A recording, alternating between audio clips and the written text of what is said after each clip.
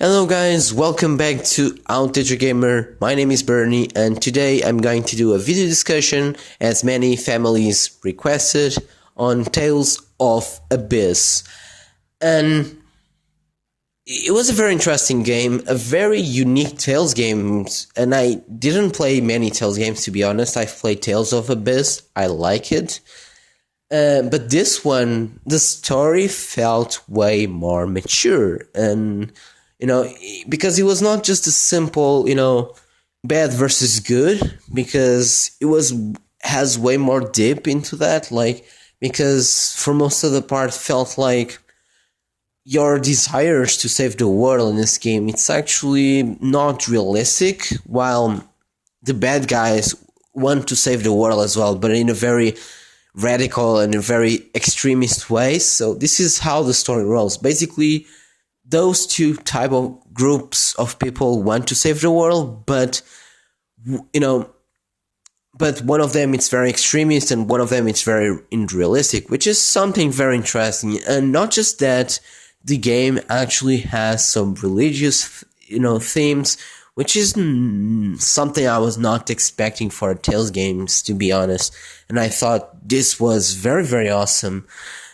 And the character roster, it's what you expect from any Tales games. They are very likable and they have very interesting conversations because, this is something Tales games do very well, which is the character interactions, and they make characters from very different perspectives and very different types of characters that when they interact with each other, they have very interesting conversations, and this is something that Tales games do it very, very well, and this game it's no exception.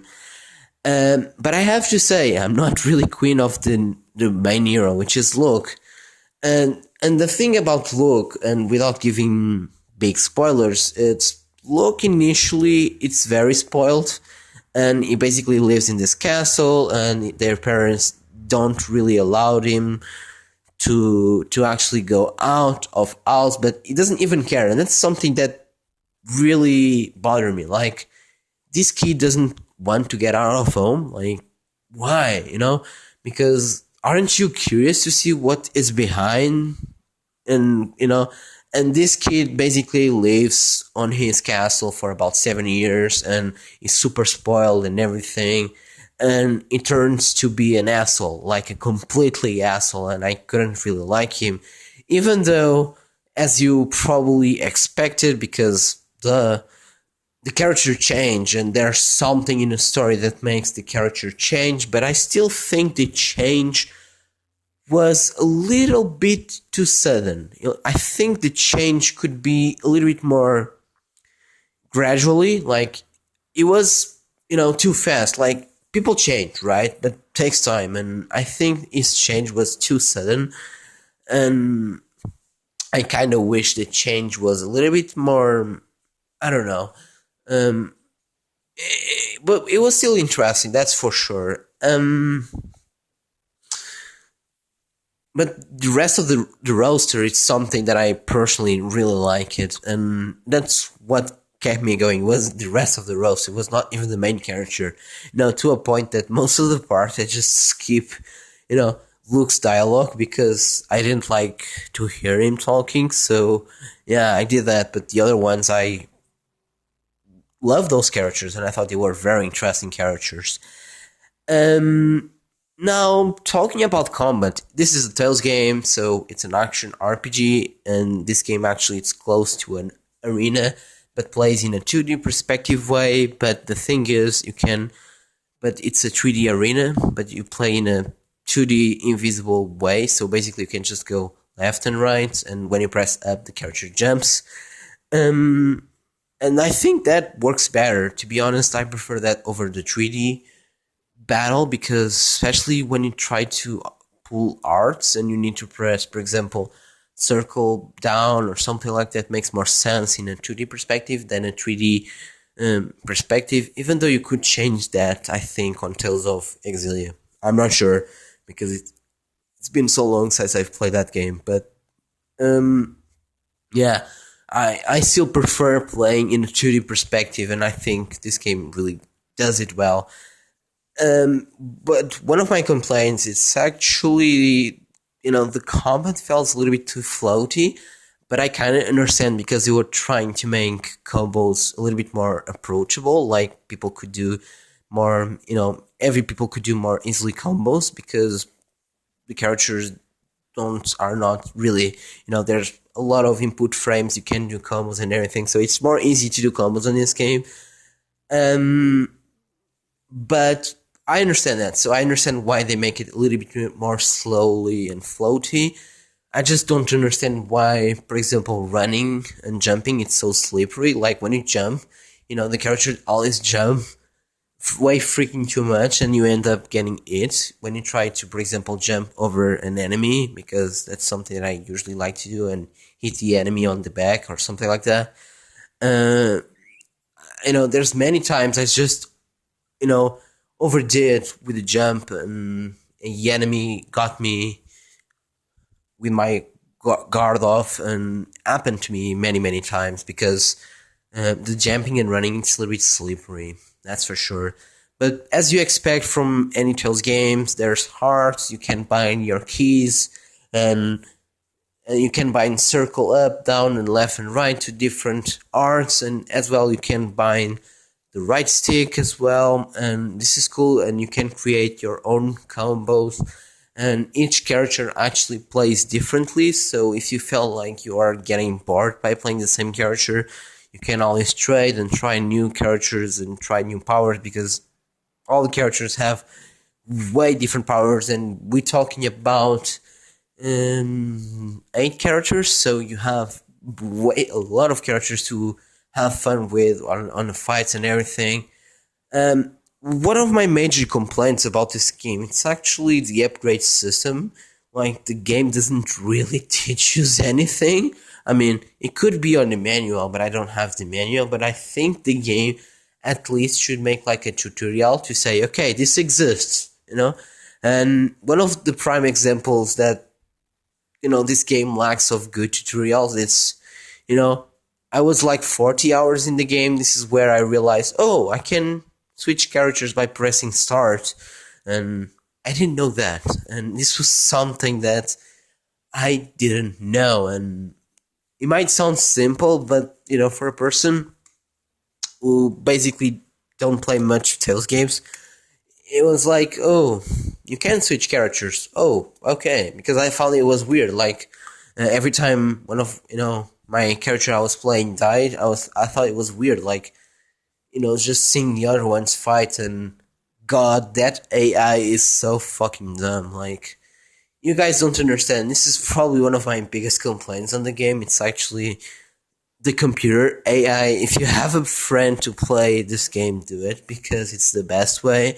Otherwise, especially on the most hard bosses, you're going to have a pain in the ass trying to set up, even though you can set up different strategies and you can, make it, for example, saying, okay, CPU, now you only going to use magic hearts, and it's like, okay, the CPU says, yeah, okay, man, and then when you realize they are actually using their fists or something like that when they shouldn't, they are completely assholes to follow your orders, even though you stated on the menu that you can't use physical attacks, you have to use magic attacks, but even though sometimes they use physical attacks for some reason. And yeah, it was definitely something very, very, very, very weird. I personally thought, I wish they kind of did differently, that's for sure. But yeah, it was probably one of my biggest complaints. It's the lack of information. Like, and even though sometimes some information are even on the menu, and that's something odd. Like, those special attacks, which is called the Mystic Hearts. I didn't realize how to do it. I only realized I could do those when I was watching like videos on the internet, people doing those, and I was like, oh, I can do this. So I went to my, and there's like a tab that tells you like the special things you can do for certain characters, and they're like, oh, if you do this and this and this, but you have to go to the menu, and no, you can't do that. Like, the game doesn't even give you a proper introduction for one of the most important attacks and special attacks in the game, which are the mystic cards, because those take a lot of damage, actually. And the game doesn't give you proper directions on that, and I kind of wish they did. Maybe they do on the manual, I could be wrong, but yeah, that was something else. But besides that, you have your upgrade system. You can upgrade as well your magic cards, to take more damage or to use less power. You can also upgrade your characters by using the stones. You can increase their magic attack or your physical attacks and things like that. And of course, you can change the weaponry and things like that. And there's a lot of things you can do with that. One of the things I have to say, it's, the combat is fun. It can be a little bit repetitive, but I recommend you guys just, switch up characters, time to time, to get a little bit more diverse gameplay. That's something I would recommend doing it. But yeah, I thought it was a very fun battle system, even though a lot of information was not, given to me, and I felt like I had to do research, like, to know how to do stuff, because the game doesn't really properly tells you. Even though they tell you, it's like very well hidden for some reason. But yeah, it's a fun combat. It's what you expect from Tales games, and especially if you like 2D fighting style, this is for you. That's for sure. With the combat aside, one of the things I forgot to mention, this game actually takes around 60-70 hours to be beaten. I'm not sure, because actually the website How Long to Be Beaten says that this game takes 60 hours to be beaten, but actually took me 90, so I'm not sure how they managed to play in so little time. And again, I didn't do many side quests. In fact, this is one of the things I didn't really care much about this game, because I hate when games have like side stuff, but they don't say they don't make a list of side stuff you can do, or they don't give you any lists. And usually, basically, if you want to find any side stuff, you have to basically talk to everyone on town, like a classic RPG. But to be honest, I kind of wish they had like a list, and that's why I didn't really care about side stuff. But usually the perks of doing side stuff is, getting new weapons, new costumes, because I got 2 of them. They are very cool. And the thing is, when you actually trade the costumes, the characters react, and there's like skits about those costumes, so it's cool. But I don't think there's a lot of good things you will miss if you don't do side stuff. And I think you can just breeze through the story. Don't really care much about the side stuff. I did some because I thought it was cool. There was one of the side quests was to you had these boxes, you had to order these boxes and fit these boxes on. It was kind of a puzzle thing. You had to fit these boxes on the holes, and this was a fun puzzle side quest. But for most of the part, I didn't really care, because it requires a lot of backtracking and whatnot. And the game itself, like the story mode, has a lot of backtracking. It's so fucking annoying, especially towards the end. It's like, just finish the damn story. I mean, and feels like they stretched a lot by the end, and the end is just you go back and forth and talk to people, and it's so annoying because most of the places you already explore and everything, so there's nothing really new to see, so it's kind of annoying. I personally wished it was a little bit more fast paced on the storytelling, and there's parts that I don't think just make it, because this is weird. There was a time they asked me, so do you want to jump out to the next area, like, instead of just take the plane and fly towards the place? And I said yes, but they only asked me like twice, and I kind of wish they asked me like every time, because it would make my experience way better and way less boring. Because was probably the biggest problems was the ending, like how they pushed a little bit too much.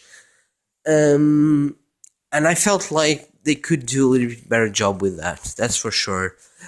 No, presentation wise, and oh my god, this game is so weird. It's weird. Like the towns and the main villages and everything look really nice. Detail pops out very nicely, but the fucking world map looks atrocious. It looks so bad. Like, I don't know what they did. And, but I wouldn't mind if it looked bad because it's a world map, whatever. But the problem is, it's the frame rate. Struggles a lot on the world map. I don't know why. And you can't even tell the game is still streaming from the disc to the PS2 because you can see like the textures loading and everything. It's so, and you can see like the character walking sometimes, there's like small stutters on the game and everything. You can feel like the game is loading while you walk, and that's certainly not cool, I guess. I mean, I kind of wish it was a little bit more fluid on that perspective. But again, it didn't bother me because it was the world map, whatever. But it's strange, like the world map is not even detailed. While why the fuck this thing runs horrible? And when you go to towns, they are full of detail, and the frame rate is just there, like never drops or anything. So I don't really understand why they did that. With that aside, one of the complaints I have in terms of graphics or presentation wise, it's the animation. So, but this is kind of a beef I have with many Tales games on 3D. It's like the animation, it's kind of robotic and clunky, and I kind of wish it was a little bit better. Um, but I can assume that's probably has to do with the actual the actual budget, because that's what I assume, because there's so many new Tales games coming one after another, so I can understand why they basically, this is not the Final Fantasy, so I'm not expecting Final Fantasy cutting edge graphics and animations. Like, yeah, man. Yeah, it was something that I found it very hard to see those animations and angles and everything. It felt a little bit weird, and felt like one of those project schools when people are still trying to learn animation. This is what Tales of Abyss felt. But again, I could get past through that. It was just, okay, whatever. I mean, the story was still good, the gameplay was still good. I didn't really bother with that, but it's, you know, but it was something that, initially I laughed about it, like, oh my god, this looks so weird. But that's about it, I think. So, I was saying initially this game actually is available on the 3DS and the PS2. What are the differences? I think you should get the 3DS version. And, even though it looks a little bit worse, like, there's less detail on the textures and everything, but the payout is no loadings, or the loadings are very short. And because there's several loadings on the PS2 version, especially if you go into a battle in the middle of the world map, like, it takes a while to actually the game loads, to a point that sometimes battles are shorter than the loadings. So you see how much the loadings are a little bit messy on the PS2, and yeah, but the 3DS version doesn't have any of that. And besides that, the actual world map doesn't lag like the PS2 version, so things run a little bit more smoother. And of course, you can play on the go. So if you are interested, the 3DS version, it's a good version, but the PS2 version is not bad either. So either way, you are getting a good Tales game with a really nice story, even though I think sometimes stretched a bit, especially by the end. I think the story was spot on, and the ending was brilliant. I really enjoyed the ending. I thought it was really nice. But that's all I have to say. And I'm sorry for this long video, but I had so many thoughts about this game. But again, guys, thank you for watching. See you guys next video.